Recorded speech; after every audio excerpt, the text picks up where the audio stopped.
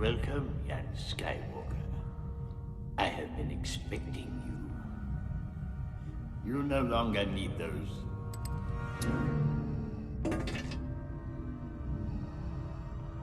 Guards, leave us.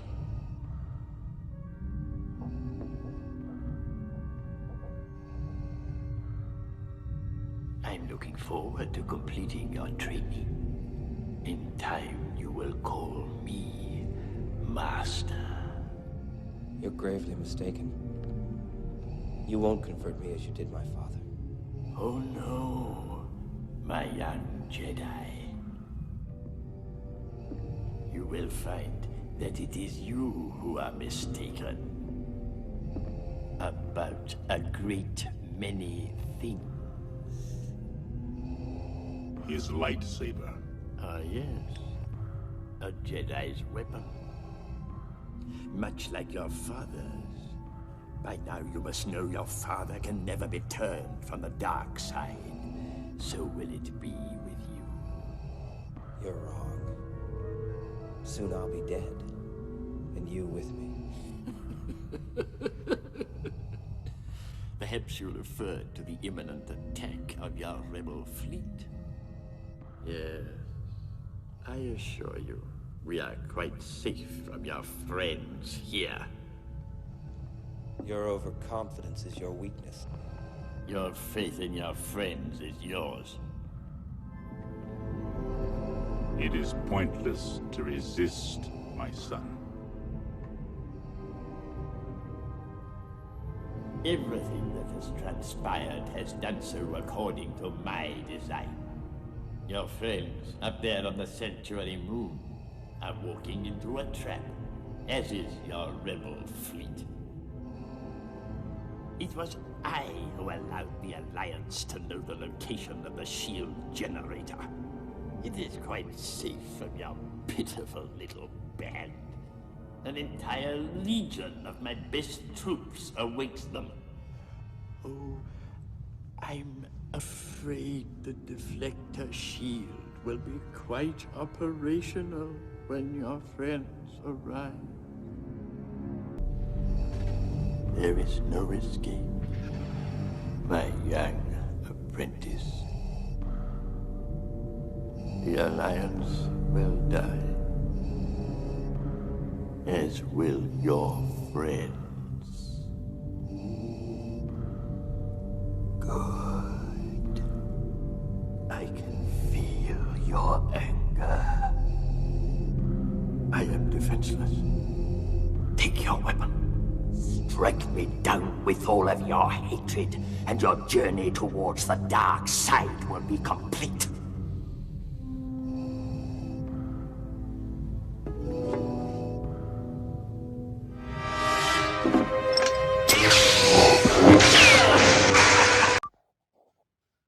Hello everybody, Panzer King back here in the Lion's Den bringing you another episode of Operation Skyhook.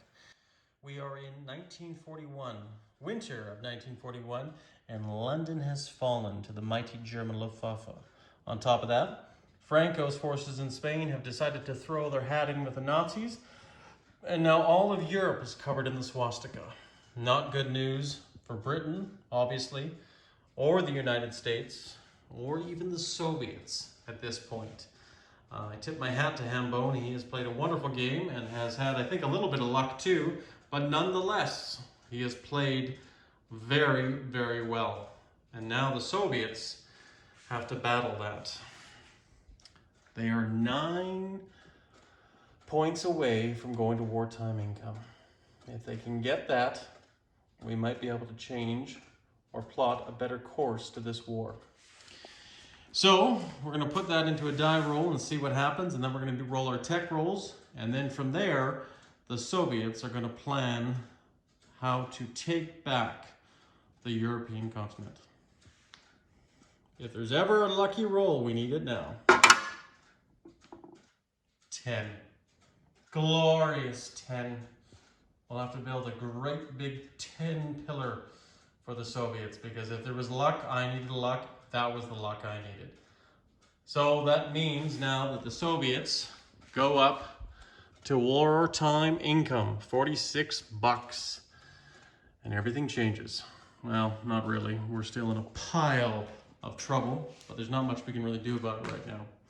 So, next up, before we do any too crazy things, we're gonna roll our tech rolls. I have them all set up here. Hopefully they're all according to what we need. And we're looking for some high numbers once again. Okay, looks like we have the red. No, we don't have the gray. We have the yellow though. So it looks like a pretty poor performance, and that might be our last Molotov, Ribbentrop roll, depending on what we do here. So we're gonna go up 12 and 13, which is improved construction. And improved factories. That's not a bad thing. We do need those all. Nice to complete some of these other techs, but unfortunately not right now. So that is what we have. That's what we're gonna go with. So my buy hasn't changed then. I was hoping for a little bit better, but this is what we're gonna do. We are going to Lend-Lease Japan, 6 bucks. And before you go crazy on me, I'll explain why. We're going to Lend-Lease the Turks, a tank destroyer. We're gonna Lend-Lease the British, a medium armor. We're very gracious, the Soviet people. We're gonna build some militia, which I haven't done all game. We're gonna build a medium armor, a Katyusha. We're gonna finish off the U.S.S.R in the Black Sea. And we're going to build an advanced artillery. That comprises the bulk of the Soviet economy. And then we're gonna build an artillery for the CCP. So that is what we have planned here. So, what are we gonna do? So, let's plan our attack moves, shall we? Or movements. We'll see what happens here. We're going to move this fleet, a total of 1, 2, 3, 4, into this sea zone right here.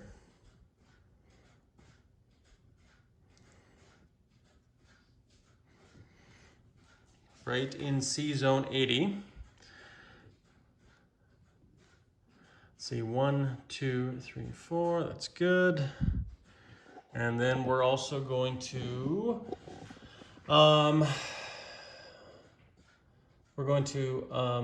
complete the Soviet-Soyuz, but that's not yet. We're gonna move this coastal submarine through the Dardanelles and this torpedo boat destroyer here. And we're gonna declare war on Germany. Hopefully that's a legal move. I don't see why it's not, but sometimes I've made mistakes in this game. So that gives our ships a free passage through there, and we are going to be attacking those. One way you can look at it is screening force. That's my screening force. Obviously, if that battle fails, that's a different story. But we're also going to be attacking with our planes as well. They can go a movement of 5 total, so they can go 1, 2, 3, and still have 2 places to finish off there. So that is one attack we're gonna do here. I guess this was a non-combat movement, so I do apologize for that. I guess it could be done after this movement. I was thinking it was an attack move because there's so many darn ships in the water there. So we'll let that stand as B for now. The other attack move, we're gonna move these 2 submarines here off the coast of Iceland. We're gonna go 1, 2, 3, and we're gonna convoy raid these ships here in the Black Sea. Sorry, the Baltic Sea, I should say. Or convoy that raid for 3 bucks. Oh, sorry, yeah, that's what the attack move was with these ships here. I'm going to convoy the Italian line here as well, which is, I think, a max of $1. Unless I'm wrong, but I think it is just $1. See if we can take some money off the Italians. Next attack move, and that is over here. Speaking of which, Russia is not pulling any punches. They're attacking everybody this turn. Oh, at least all the Axis powers. We're gonna take this one Italian, move him in here, and take Transjordan. or sorry, this Russian, and move him in there and take that territory. Over here in Japan, we have Konyev's forces deployed, and this is where the Lend-Lease, since Russia can Lend-Lease anytime, anywhere, they're going to be Lend-Leasing $6 to the Japanese for a treaty to annex the Manchurian territories, and that the Japanese will never attack Russian defenses in the east. So that being said, we are going to move in and take these territories for Mother Russia. So that is also our combat moves in the eastern sector. I believe that's probably everything right now, because everything else is too risky. I'm just going to put this down here and let the dog out. So bear with me here. You know, beagles are very whiny. Okay, so let's do some convoy raiding, shall we? Let's do this convoy raiding down here for Italy. It's only $1, but $1 is $1. So red's the attacking, black is the defending. And we have that $1 off of Italy. So Italy loses $1. We're going to move to the north now, try to get $3 off the Germans. So we'll do one set of subs and +2, so we should have $1 off of them. And of course, we have a wolf pack, but I think that's only for Germany. And we have another one, so that could be possibly $2 off for the Germans if I did that right. I haven't done convoy raiding in a while, but that should be $2 if I'm mistaken. Well, then Germany doesn't lose $2. So better than nothing. In here, we have a torpedo boat destroyer and a coastal sub up against a torpedo boat destroyer. But on top of that, we have a fighter and a tactical bomber. So we're gonna go down here and roll those. The fighter's green, the tactical bomber is yellow. And we definitely got a hit there, that's all we need. We'll roll the defensive roll for the torpedo boat destroyer, and that's a miss. So that Romanian torpedo boat destroyer goes to the bottom of the waves. And that's a first victory for the Russians. On top of that, what would be next? We have done our convoy raiding, done all that. I think that's all our attack moves. Oh, sorry, we got Transjordan down there, but we're leaving that right now for that. So that is complete. So really, I think, guys, we just have our non-combat movements and our Lend-Leasing. So we have 2 spaces to move back here. We're going to land this fighter and this tactical bomber in Crimea. I'm just going to take this construction marker off the Sovietsky Soyuz. Hopefully, or maybe it's a good thing, if it's going to be a target for the German Air Force, but they are still a far way away. And we are going to position some other stuff, move some non-combat movements. So let's just correct our income right now. We have 3 in Manchuria, 1 in Transjordan against the Italians, and I believe that is it for income right now. So now Russia had its 9 for belligerence, but we're going to get rid of that now since we're all clean and clear, and we're going to take that off. And we're going to add 9 plus 4, which is 13, to this 46. So that, right? 9, yeah, so 13. So we should be at 59 down here. So that's our income, if I did the math right. Yeah, so that is where we stand.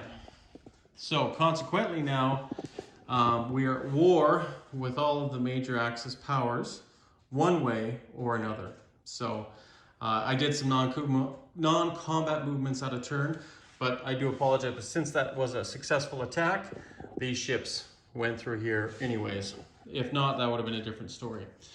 Okay, so let's do our movements now. We are going to move this POT bomber, which has a range of, I think it has a range of 4 now. So we can go 1, 2, 3, 4 to Novosibirsk. We're going to rail 1 infantry here all the way over to Leningrad and link up with the 2nd Army. And the 2nd Army right here has this guy. We're going to move this militia out of Leningrad into Estonia. Or no, actually, sorry, we cannot do that because that is against the rules. Sorry, this militia is going to go into Moscow. That'll be our 2nd rail movement right there. So we've done our 2 rail movements, and now I'm just going to zoom in a little bit better to make it easier to follow. But we're going to move this guards unit here back 2 spaces, this medium armor and this motorized. We're going to also move these Katyushas into Western Russia, these 2 Katyushas, from Kursk into there. We're going to move a medium armor up in here as well. Now we're also going to take a guards down into Kursk and a motorized, which I probably could have just gone straight from southern Russia over there. And we're going to then take this guards unit, take them back 1, 2 into Kursk, and these 2 motorized back into Kursk.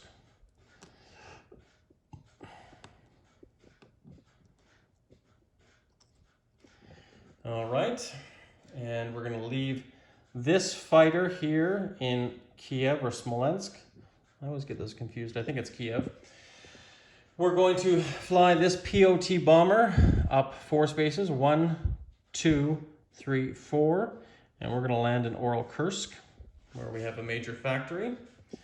We are going to take this Strat bomber, which it can fly considerably because we have long-range aircraft, 1, 2, 3, 4, 5 into Moscow. These 2 fighters are in Crimea, or fighter and a tactical bomber are in Crimea, as I had already suggested or said. I think that handles that and that. So now we're just going to go down to Baghdad. It's easier to go down to the other end of the table. And we have forces in Iraq. Some people have suggested building a factory down here, and you know what? I would love to, but unfortunately, I do not have the resources right now to do such a wonderful thing. So we're going to move this 1 infantry into Azerbaijan. We're going to move this cavalry up to Iraq. No, we're actually going to keep that there, and we're going to leave that there. And now we're going to go to place units phase.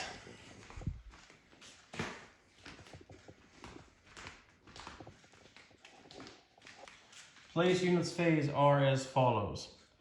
We have an advanced artillery that is going to be going into Kursk. We have a medium armor and a Katyusha, which will also be going into Kursk. Actually, sorry, the medium armor will be going into Leningrad. We're going to have militia now built. We're going to have 1 put in southern Ukraine, 1 in western Russia, 1, oh boy, look at that, I'm already killing Germans, 1 in southern Belarusia, 1 in northern Belarusia, and these 2 militia are going to go down, 1 into Baghdad and 1 into Transcaucasia, which is the 6th, which will line up with that other infantry there.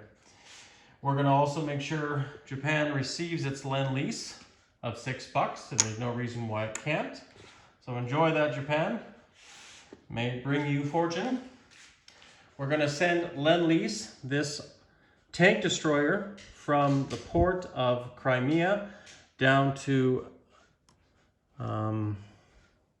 Istanbul, and this medium armor will be leaving the port of Murmansk, and there's nothing to intercept it, and we'll be going to the British Midlands. Well, see, here's the thing. There's no major port in the British Midlands on that side. So it might be intercepted by that. So if we go to the north of England, it'll be the same thing. So this medium armor will end up in the north of England for the British to use as they please. Now, as far as income goes, unless the Germans decide to challenge the income here, which they have not, because we're at war. Now, I believe there is a German U-boat here, so I might have to just look up the rules. If not, we do get $2 from that line, plus a $3 bonus for having the cities. Adding to our income combined, we should have, and I stress should, have $64 of total income. The communists will collect their $4 again, and they built an artillery which was going to go into Shaanxi, right there. So we'll collect our income, but let's just roll our influence roll for the Chinese.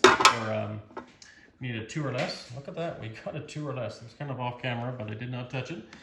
Well, actually, we needed a 4 less, so that was a 2, so that's good. So I think what we'll do here is we'll build another 2 militia, and we'll build those 2 militia. Why not? Let's build the 2 militia and Shaanxi. And that is it, guys. That is it for the Russian turn. Fairly quick, fairly easy. I'm sure I missed something, but you know what? It is what it is. I'm looking forward to see what the Japanese do now over here in Japan against this American armada slowly developing on the other side of the Pacific, but also see what the British do with the loss of their capital. I'm assuming they're probably going to form their new capital in Ottawa. The Free French have lost their capital again, so it'll have to be formed somewhere else. We'll see where they decide to do that. And from there on in, guys, Panzer King signing off. Thanks again for watching, and check out Mark the Shark for Japan, 41.W.2. Take care, guys, and stay classy.